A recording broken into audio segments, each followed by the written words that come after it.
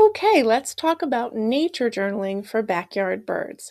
This month, we're going to set up a simple birding tally chart in our nature journals, and we're going to maintain it over the course of February and perhaps even over the course of several months or even a year to keep track of the different kinds and numbers of birds that we see when we're out and about. To do this, you're going to need Merlin Bird ID, the app, as well as your nature journal or the printed PDF that is the birding tally chart. You'll need a pencil or with an eraser and a smudge-proof pen. You'll need a ruler or a straight edge, binoculars, a field guide, which is optional but is sometimes helpful, especially if you have younger learners who don't have their own smartphones. A birding field guide is good, and then you're ready to go. The first step for this month is you need to create or print out a birding tally chart in your journal. I'm showing you right here how I did it in my journal. I decided to use a 2-page spread because my journal is half the size of an 8.5 by 11 sheet of paper. You can do it however you'd like, but just make sure you'll be able to put more than one bird on that tally sheet, and you'll be able to tally the number of that bird that you see next to it. Now, the question you may have is, how do I know which birds I'm going to see? Well, I'm going to tell you because step 2 is to research and list common backyard birds for your area. The way that you do this step is using Merlin Bird ID. I'm going to quickly demonstrate how to do this for your nature journal. This is separate from the tech tool tutorial, which is more general about how to use Merlin Bird ID in general to identify birds.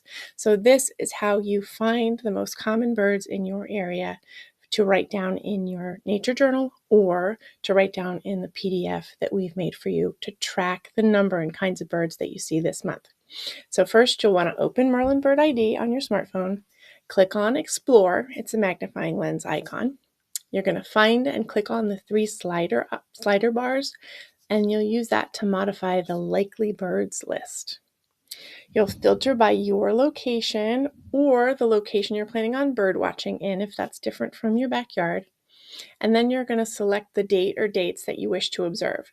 If you're going to use this chart to observe year round, you'll select year round. If you're only going to use it to observe for the Great Backyard Bird Count, just select one of the dates of the count. So February 16th, 17th, or 18th or 19th. So you'll use one of those dates. Then you'll click sort by most likely and then click done. And what you're going to see is a ton of lists of birds. You'll see a picture, the name, and then the scientific name. If you tap on one of those birds, it'll give you lots more information about that specific bird. But what you want to do is stick to that big long list, scroll down and see how many birds are common birds. The way that Merlin Bird ID lists these is from most commonly seen at that time of year that you sorted by to least commonly seen at that time of year.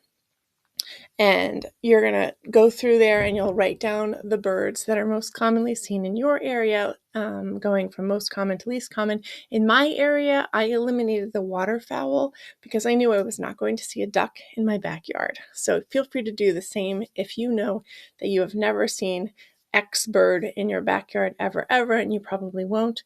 You don't need to include that on your list. You also don't need to include all of these birds on your list. You might only include the top 10 birds for now, and then leave some spaces at the bottom of your tally chart to add additional bird names if you see less common birds in your backyard bird count.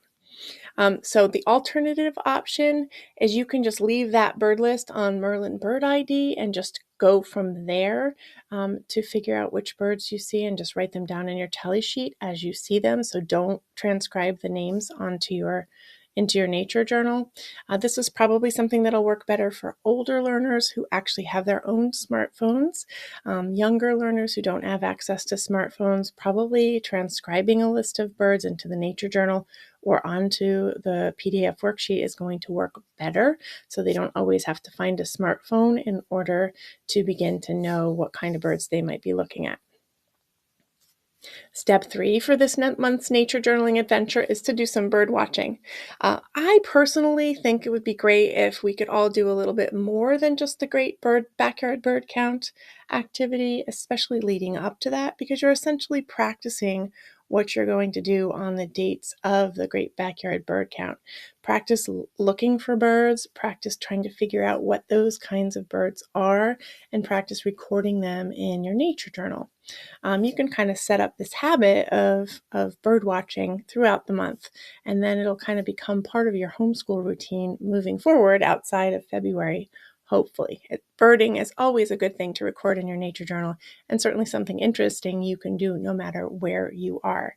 So if you don't already have a bird watching station set up inside your home for your backyard, we have given you an at-home activity to set up a birdwatching station in another lesson in this module.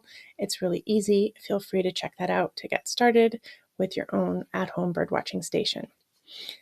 So I hope you have fun observing and recording birds throughout the month. Feel free to reach out to me if you have any questions on the technology or if you have any questions in general about this nature journaling activity.